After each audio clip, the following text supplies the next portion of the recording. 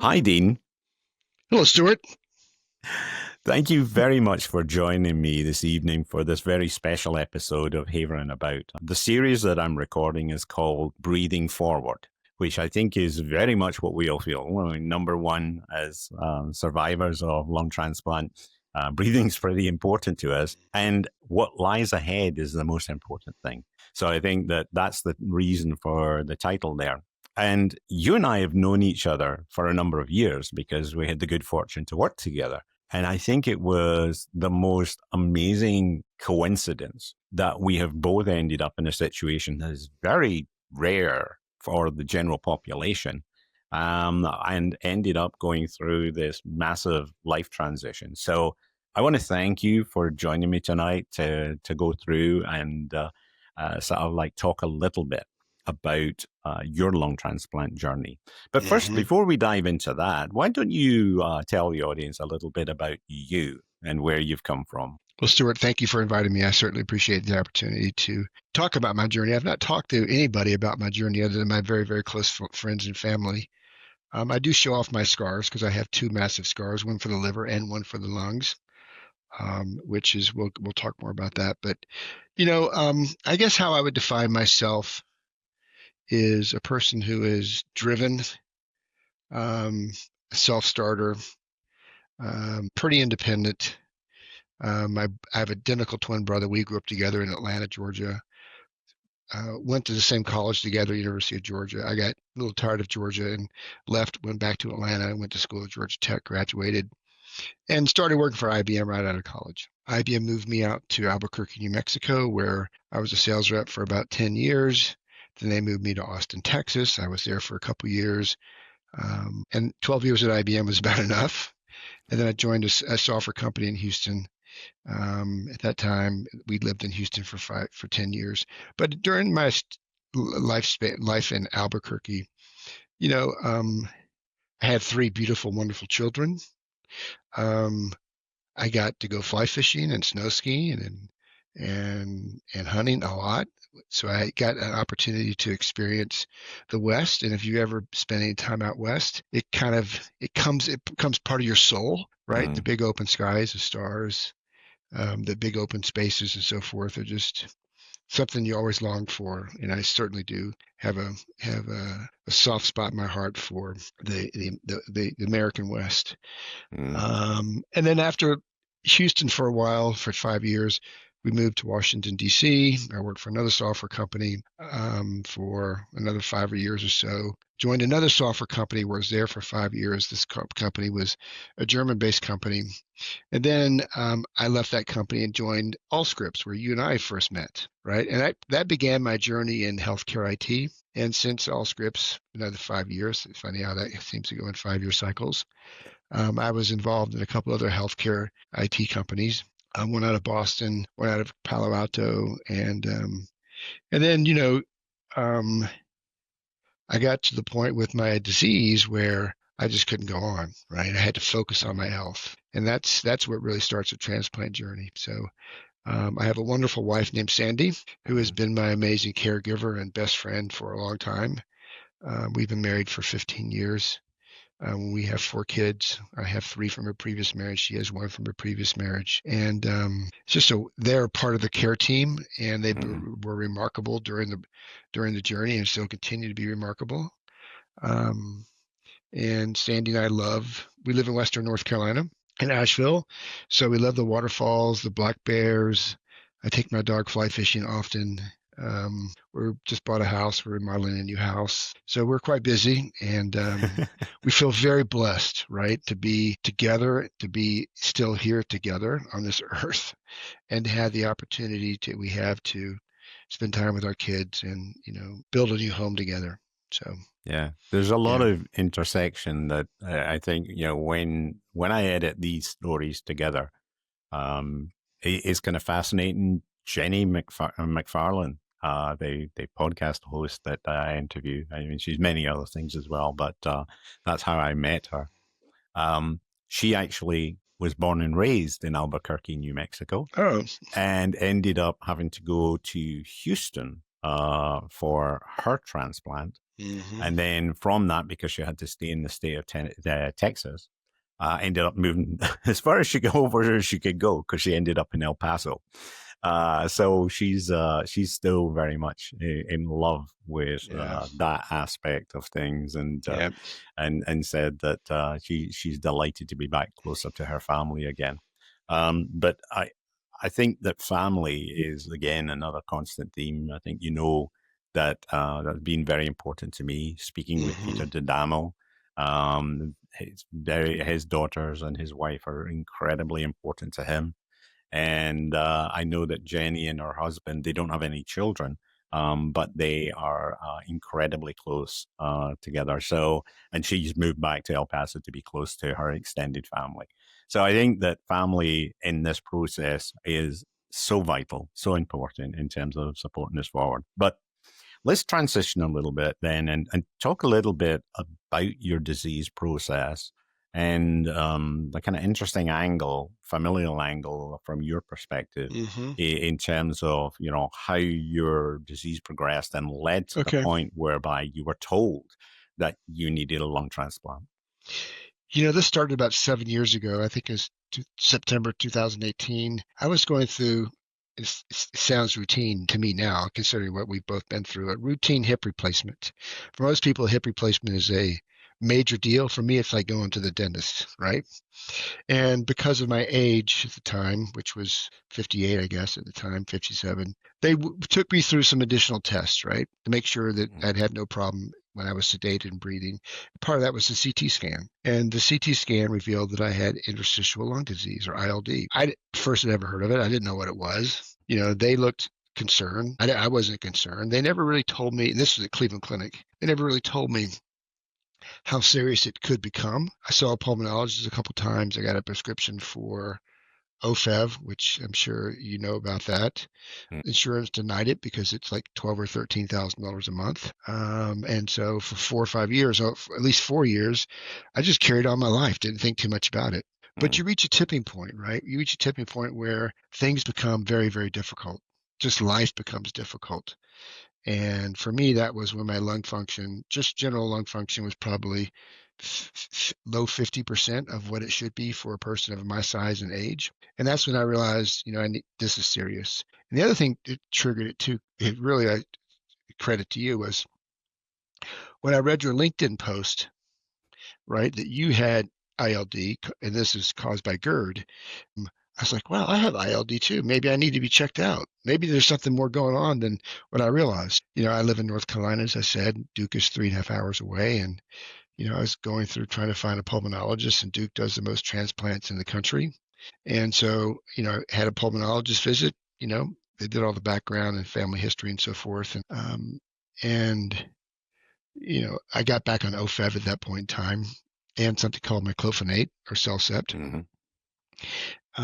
And some steroids. And that really lasted about 8 months. And the decline was pretty fast from, 55% lung function to 50 to 48 to 45 to 40% lung function. And I was, just before transplant, I was on 15 liters of oxygen as my flow rate, burning through tanks, right? When you go out, you're taking 3 tanks, First you're taking 1 tank, then you're taking 2, now you're taking 3, now you're not going out. Yeah. I had 2 machines hooked together, run with a hose from in to the closet because no one could sleep with the machines running out of bed. And, the time the pulmonologist said, you might need to consider a transplant. Just hearing that word, it's like hearing the cancer word, right, the first time. Mm-hmm. It is an emotional moment. I don't think it really registered fully with my wife at the time, but I knew exactly what it meant, because you and I had talked, right? So it was a shock. Not terribly, because when you learn you have, at least when I learned I had something, I dig into it, right? I've learned in this world, if you don't manage your own health and you're not educated and you don't stay on top of things and you're not in my chart every day or whatever it needs to be, you're not managing your meds, you're in trouble, right? No one's going to do it for you, So I took the bull by the horns, and I knew exactly what was going on. And so Duke sends you through, I'm sure every other center does the same thing, sends you through initially a 3-day evaluation.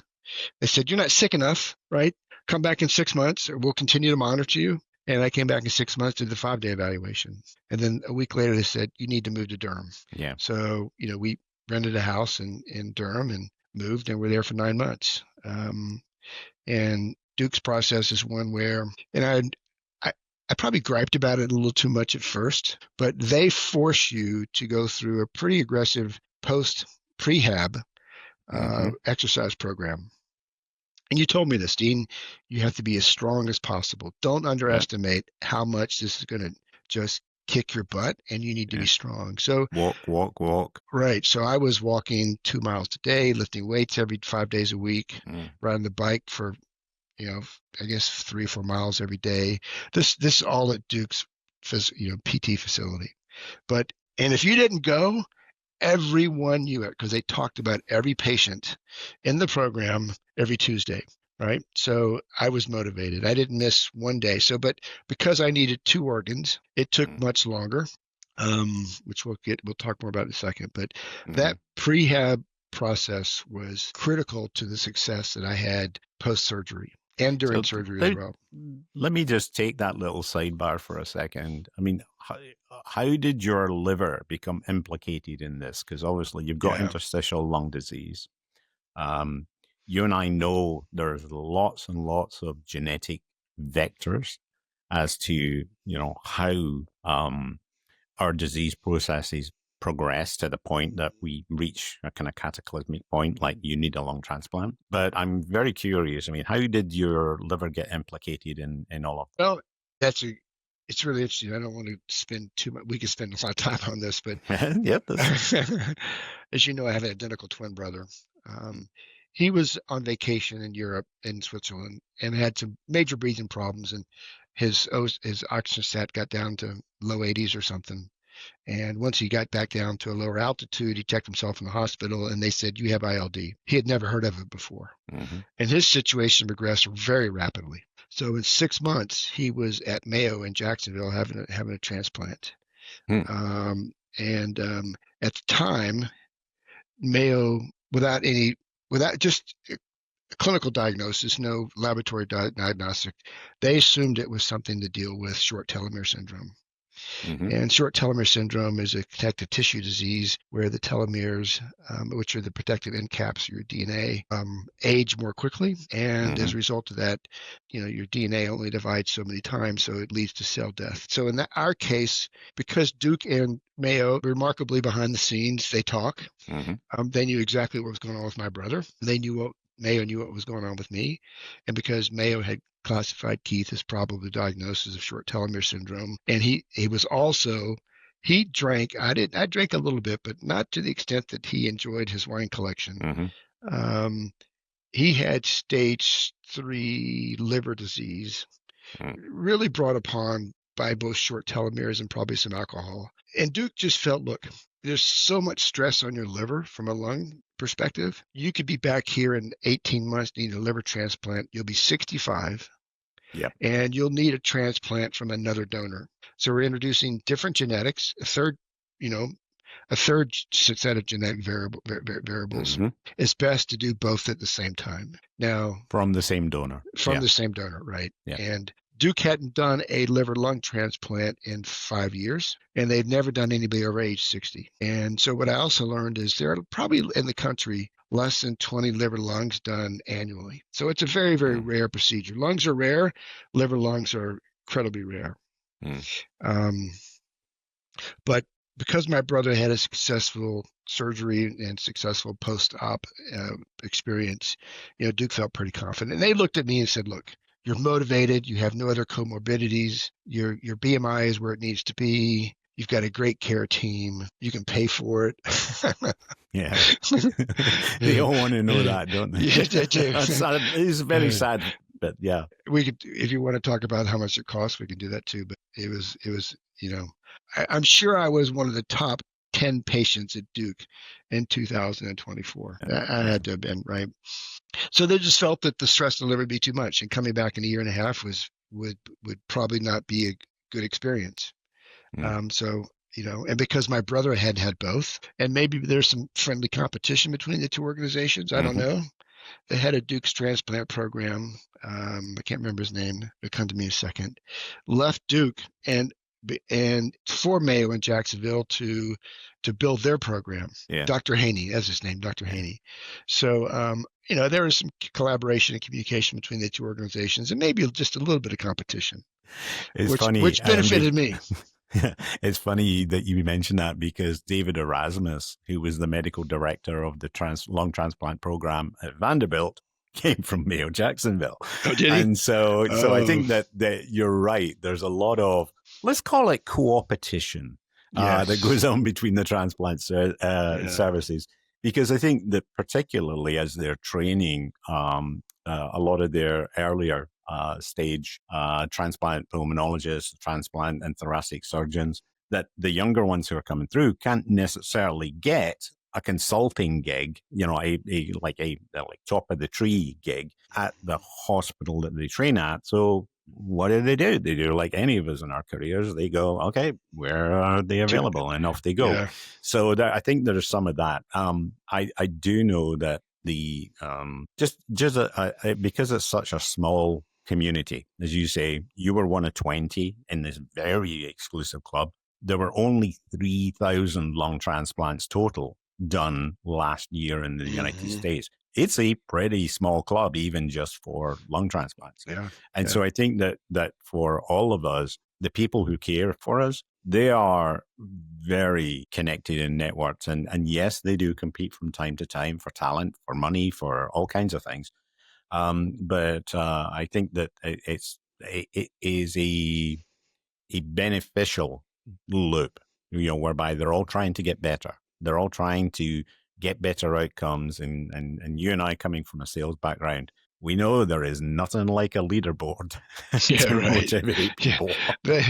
They accept patients into the program because they believe they'll survive. Yes. Right. And so, back to the selection process, there's a committee process, and they look at all the variables. And as you know, right, it's like you're getting tested for becoming an astronaut. The number of tests you go through over 3 and then a 5-day period of time is just immense. But good, I'm happy because there was nothing else wrong. It was just lung disease.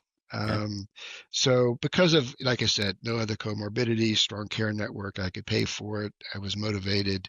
I was relatively young and fit. I was a good candidate for both organs. Yeah.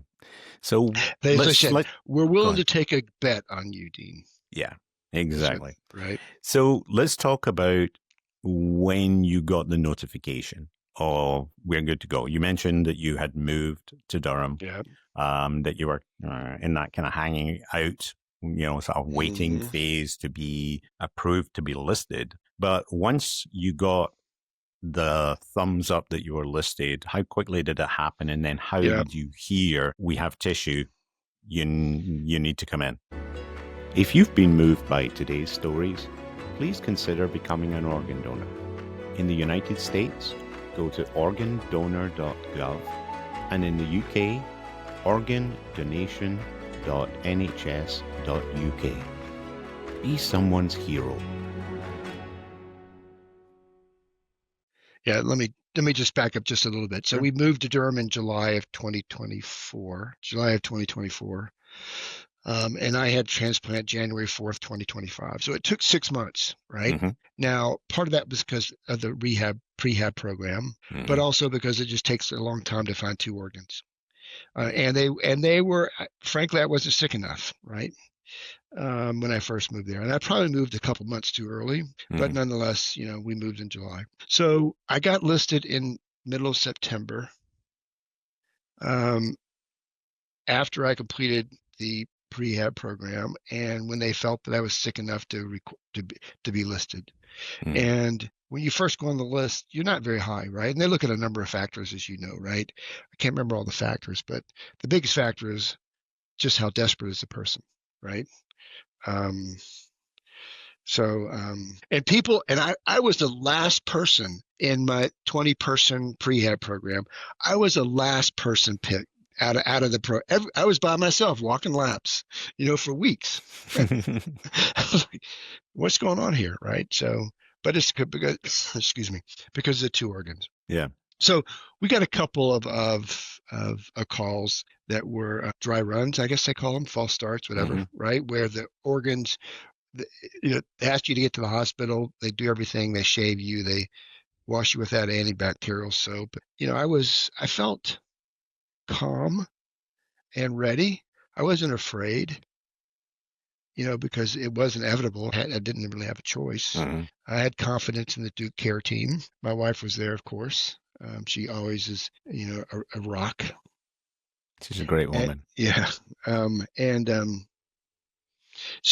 then you get the news that the donor organs aren't good enough. And you go home, So that happened twice. And the third time, which was, happened once in October, then again in November. And we're getting a little bit anxious because I'm now on 15 liters of oxygen. We've been in Durham for, seems like forever, paying rent in two places or paying for two places. And it's cold, right? It's wintertime. We want to get this on, right? There's no better time to have a transplant than when it's miserable outside. Not that North Carolina is necessarily miserable. It's not like it's not like Not like Rochester. Minnesota. Yeah, not like this. It's pretty calm compared to Rochester. Anyways, we got the call and we kind of felt that this would be the one. Because at that point we were really high on the list, and at least in not just North Carolina but also nationally. I remember being wheeled into the operating room, which was, I expected a spaceship like the Starship Enterprise. Yeah. And it wasn't. It was a big room with a lot of people, a lot of machines. Yeah. But I was expecting something super modern and people above I complained to them about the stain on the ceiling tile. Said, how did that get there? Exactly. Right. The surgery was 15 hours. I think most lung transplants are 10 to 12 hours. Yeah, mine was 8. Yeah. They did the liver first. My liver surgeon was amazing, probably one of the top liver transplant surgeons in the world. She was wonderful. I don't know how I got so lucky to get her. As I said, they did that first. So my wife, of course, waiting. The kids were waiting, etc. And then they did the lungs. I didn't need any. I think I needed a little blood, not too much blood. I was out for 5 solid days. I did not experience delirium. My twin brother experienced 3 weeks of delirium, which was really horrible. You don't really understand what that really means until you see it, right? And because the individual is helpless and you can't help them. Yeah, and it's also scary because, even though you've got the reassurance of the medics talking with you, you're always concerned. Are they coming back from this? And I mean, like mentally. Yeah, right. I think exactly. that we've had a couple of incidents with Jamie whereby we've been in that situation, and you're just like petrified. So permanent damage to the brain. Person. Yeah. Right, exactly. Yeah. And certainly that we felt that way with my twin brother. And I remember one of the lights over the bed, one of those round lights on the arm. The only thing I remember, my wife laughs about this, was I thought it was a spaceship, because it's round and had these like handles sticking out from it. But I was out for 5 days. I did have some significant complications. I had a blood clot, and they thought they had to go back in and take the liver and the lungs out and do it all over again. They were hooking me back up to ECMO. It's 5 days after surgery, thinking that the blood clot was so severe that they had to, go back in. And they sent me in for a CT scan. I don't know how they did a CT scan with all that equipment hooked up to me, but they did. And they decided to wait. Thank God they waited. I may have not have survived another surgery. And also, for the first couple of weeks, I had AFib, pretty significant. Yep. And 5 times they had to, shock me, where your body jumps off the bed because they've got paddles on your chest. And I had some problems with my trach and some other things. So it was very difficult. Had some complications. Even though I didn't experience delirium and kind of side effects that maybe some other people experienced, I did have some severe complications. Mm-hmm. But what I find interesting, Stuart, I had 0 pain, 0. Yep. They manage it pretty. They manage it pretty well. Well. That part of the science is pretty dialed in when they need it to be. Yeah. Right. Yeah. It was interesting. Peter D'Adamo, talks in his interview about the worst pain he had in the whole kind of event is he had a complication. He actually, because he had been on so many blood thinners for other reasons associated with complications, he ended up having a collapsed lung, but it wasn't air; it was blood had Mm. accumulated. He was bleeding internally, and it caused a kind of partial collapse of the new lung. And he was saying the absolute worst pain he had was that they had to put a drain back in Mm. for that, or several drains, and that the rubbing of that against the pleura, the outer layer of the Yes. lung, Yeah. was the most. It was excruciating because he couldn't. It was like every time he breathed, and they tried neural blocks, they tried all kinds of things, and it just nothing worked. And he said, like, suffering from with that was the worst he had. So that tells you that all of the other trauma, to Yeah. his incisions and to the bone cracking that they do and the various Yeah. other things, was not actually, that was very well managed. And it's these kind of extraneous little things that sometimes catch the anaesthetists and the pain Hmm. management people out. Yeah. Hmm.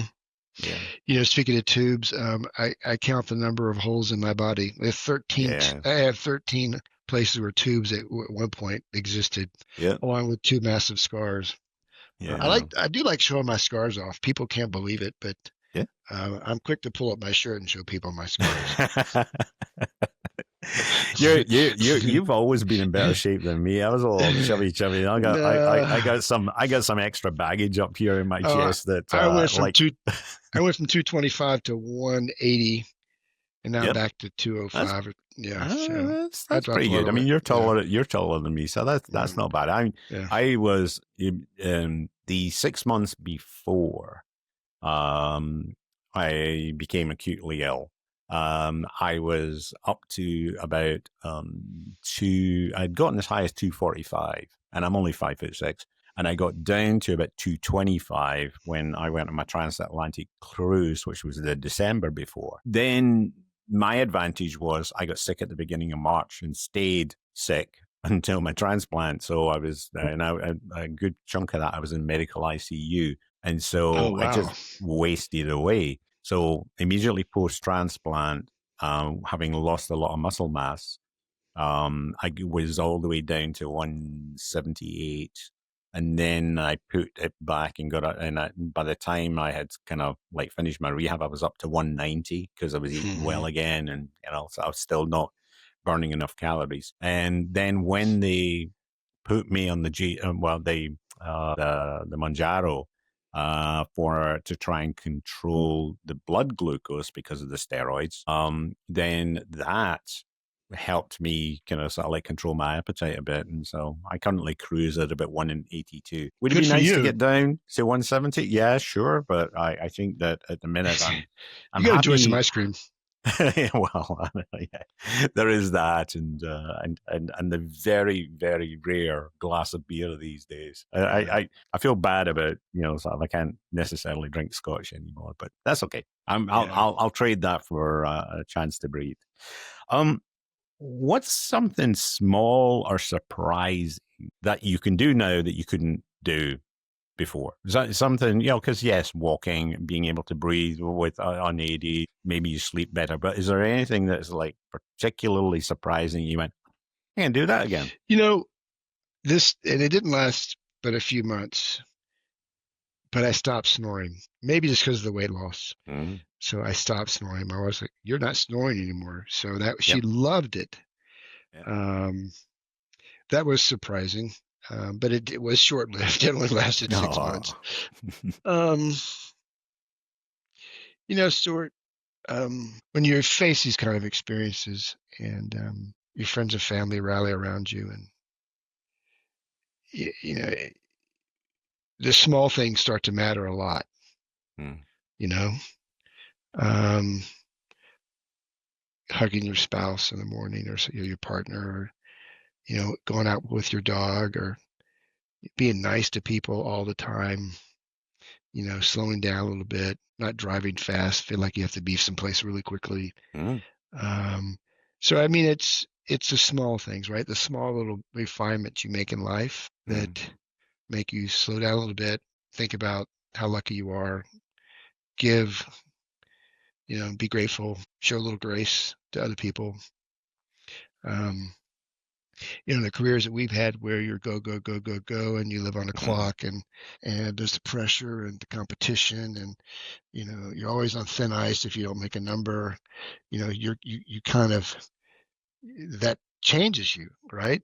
It really makes you a pretty wound up individual, and it takes some time to unwind from that. But the transplant accelerated that a lot, So those are the small little changes, I guess. It's not physical things that I can do anymore or can't do, but it's the mental things that I think I take notice well, and of. we are on a pretty vicious chemical cocktail of drugs that Oh my goodness, yeah. do affect us. Peter D'Adamo was talking about how, I mean, he despite being a medical doctor and an author and lots of other things, he had two what I call physical expressions of passion. One is he used to and then wants to get back to repairing air-cooled Volkswagen engines, so Beetle engines or camper van engines. He just, that was one of his passions, is he did it and he became very good at it, and so that's that. His other passion is he repairs wristwatches, like old wristwatches, mechanical ones, not the digital stuff that most of us wear these days. And he can't do it because of the tremor that comes with the drugs, particularly Tacro, which we all as transplant people learn to love and hate, because it's definitely keeping us with our tissue, but at the same time it comes with quite a cocktail of complications as well. Speaking of drugs, I probably take, for the first 6 months I was probably on 55 pills a day. Probably on 30 now. I don't count them, but they're a lot. The steroids have given me cataracts. Tacro has given me stage 3 kidney disease, and the myclophenate cell sept, which shut down my immune system, caused something called PTLD, post-transplant lymphoproliferative disorder, cancer. Right? My donor had the Epstein-Barr virus. Which we all have the Epstein-Barr virus. 95% of people have the Epstein-Barr virus. Yep. Remarkably, I didn't have it. At least I tested negative for it. But my donor had it.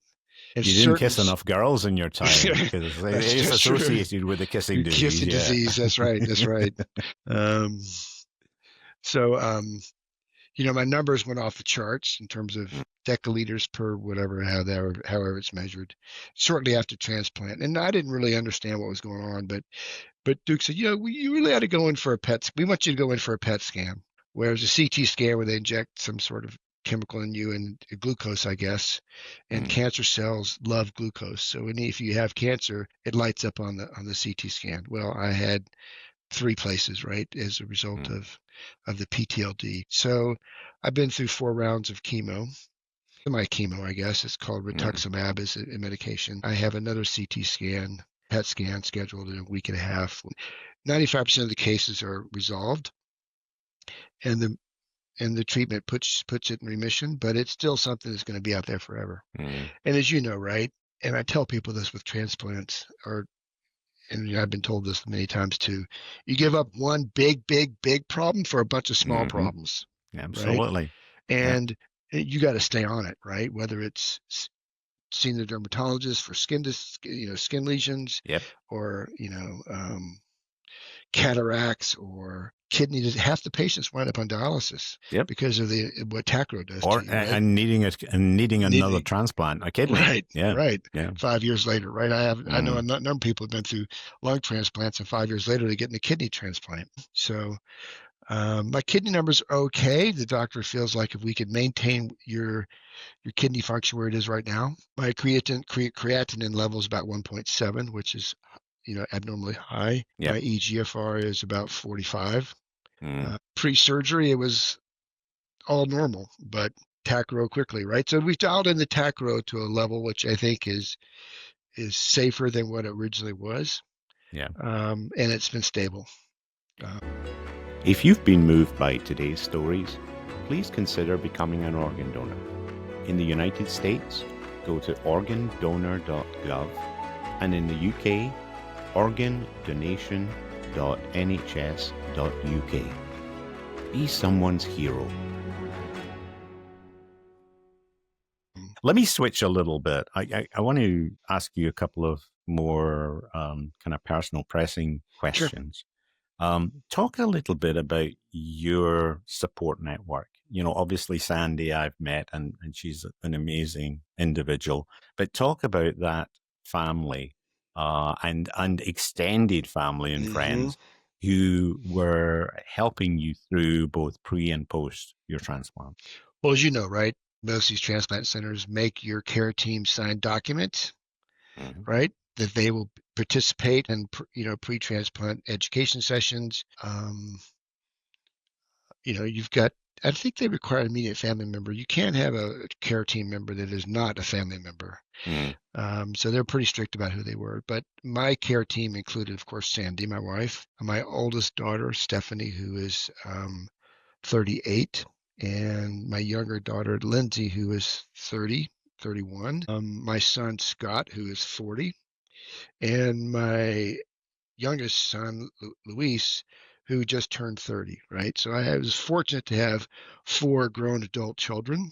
However, one lives in Florida, 2 live in Colorado, 1 lives in Wisconsin, right? So, Yeah.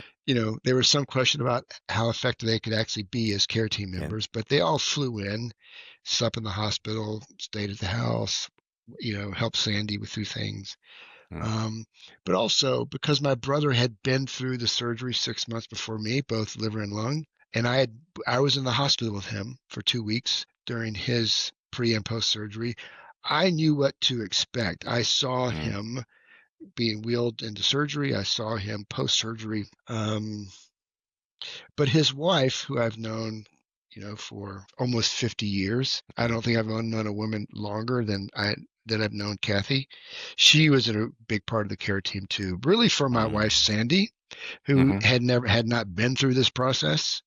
And they've been great friends, but they continue to be great friends, and obviously now have a lot of war stories to talk about. Not just our personality deficits, but now our physical deficits.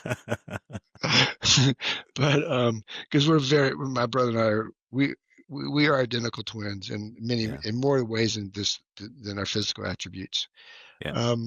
So there was that care team, right? It was, and like I said, I feel fortunate that my brother and his wife kind of lit the path for both me and Sandy. And then we had 4 beautiful, wonderful, supportive children who jumped in, right? And I remember we hold, weekly family calls and things like that. And my daughter Steph says, "Dad, we're doing this for Sandy, not for you." This is for Sandy, not for you, right? Yeah, we're doing this in spite of you. Yeah. Yeah. Well, I mean, because she's on the ground but dealing with it, and heard me complain about the food service at Duke, 5 times a day, and being woken up every 2 hours. I was in ICU for 2 months. Yeah, that sucks. No shower for 2 months. Yeah. I wanted to shower, Diet Coke, and real food. Yeah. So anyway, that's the care team. I'll share a story on that front with you, and then we'll move on to the next question. But when I was readmitted to Vanderbilt for the pleural effusion I had,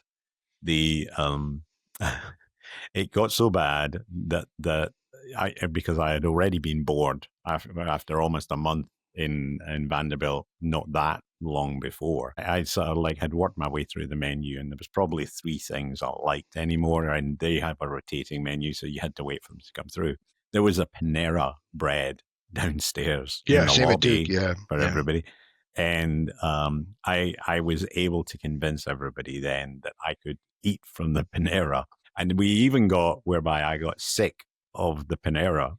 And so I was doing DoorDash, and my unit nurse could actually go down to the main lobby and fetch my DoorDash and bring it back up. Yeah, they're doing that for every patient. They would never do their jobs, right? No, exactly, and that's you really relied on building up a good relationship with your shift nurse as to whether they were prepared to go and even just to run to the Panera for you to fetch something back.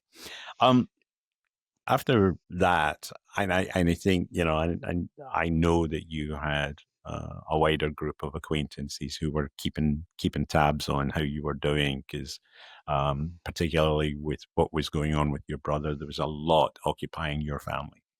But as you went through this and trying to be introspective for a little minute, tell me, was there any kind of like personal faith or philosophical standpoint that you took going through this of, where you reached in for support, i.e., and not from that support network who are vitally important, but where you reached in and even now as you face recovery and going on with your life, any aspect of, your personal beliefs that helps you You know, or has caused you to reflect? I did not grow up in a religious family or environment.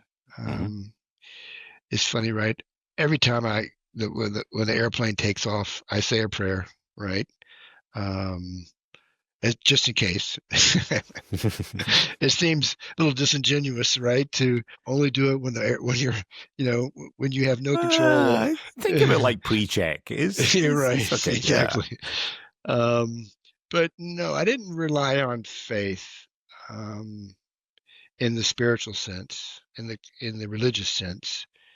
Um, my faith was and even though I was afraid, I was really at peace and pretty comfortable with the situation. Mm-hmm. I wasn't afraid. I felt confident in Duke. I felt confident in just, the strength that I'd gained. Mm-hmm. And what are you going to do about it? I mean, you got to do it, right? So, Yeah, but no, I didn't lean on any faith, Stuart. that's Some people okay. think that, there's a plan. I I tend to be more scientific in my way I think, and with an Mm-hmm. engineering background and more of a scientific background, I haven't seen a lot of evidence, enough evidence to create a level of faith which I can lean on. Mm-hmm. Well, that's faith in itself, in terms of faith in the scientific method and the process, and leaning in on that. So I think that having that belief system is just Yeah, as important as anything metaphysical. So I completely agree with you in terms of you know, I embracing that. I think also right if you have to be positive through this process. Um, Being nice to the nurses, the staff, showing gratitude, because the nurses, right, in ICU especially, they have the worst job in healthcare. It's a Mm, tough, tough job. Um, so part of my, spiritual journey was learning, as I said earlier, learning how to be grateful and kind to as many people as possible. mm. That's awesome. Well, thank you for that thought process. Anything else this taught you about yourself going through this process? Is there kind of anything that kind of, sort of made you reflect on your ability to handle this, even at the kind of sort of worst moments in your life? My wife would joke. She was always surprised that I never missed one day of physical therapy, and I was never late. She says he hates the gym. He hates machines. She was shocked that I would go to physical therapy, but go every day and be on time every day, right? So that's kind of a funny thing I learned about myself. When you have to, you figure out a way, right? There, Yeah, I always tell people, love finds a way, right? When you want to survive, you find a yeah, way. absolutely. Um, you know,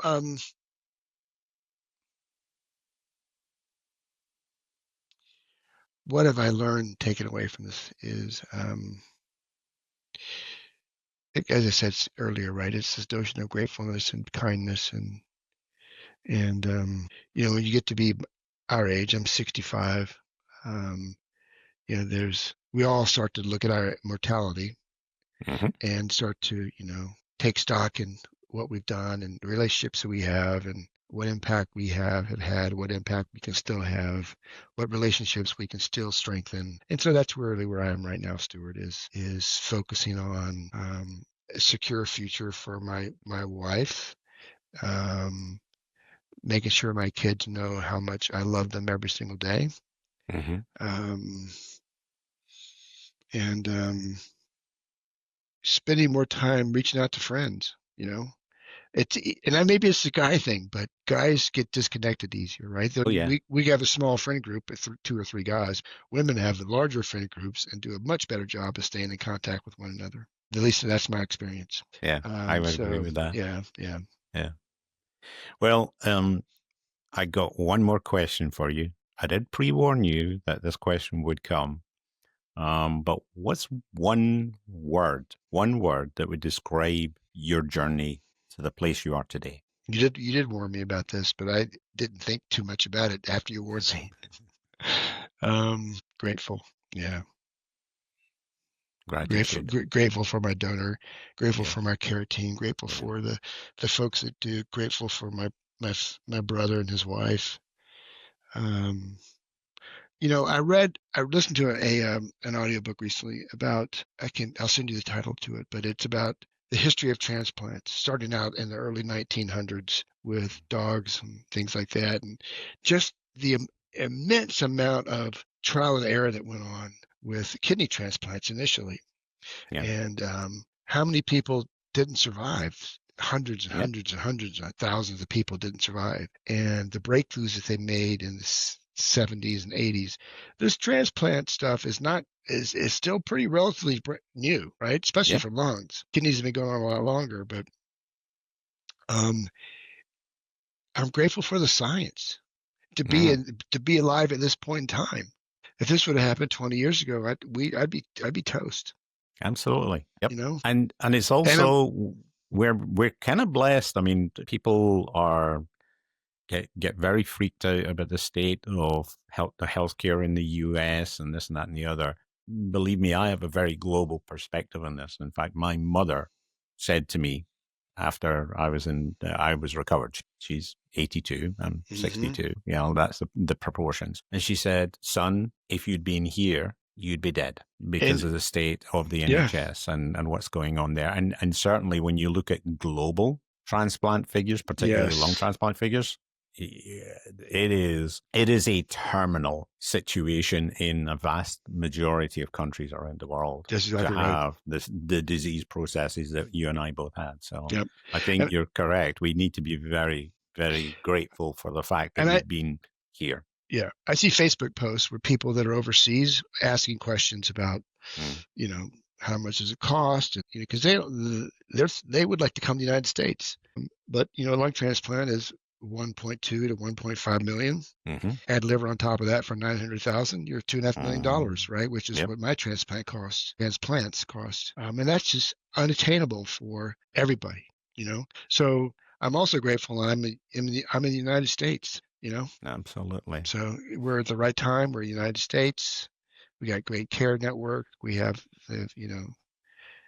the intelligence and the smarts to stay on top of this. I worry about people, and I saw a lot of these people in my healthcare journey who don't have the resources and the support to take care of themselves. hmm Like I said at the start of this, right? If you can't manage your own healthcare and stay on top of it and push the healthcare system, you're in trouble. Um, I'd like to draw us to a close and say thank you so much for sharing so much of your story.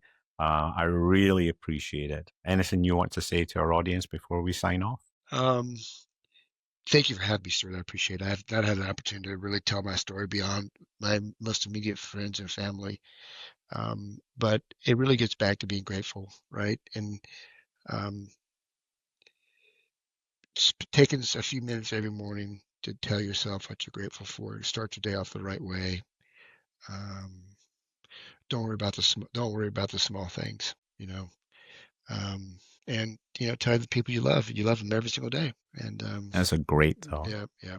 Well, with that, Dean, thank you very much. And to our audience, I look forward to speaking to you the next time. Until then, keep havering.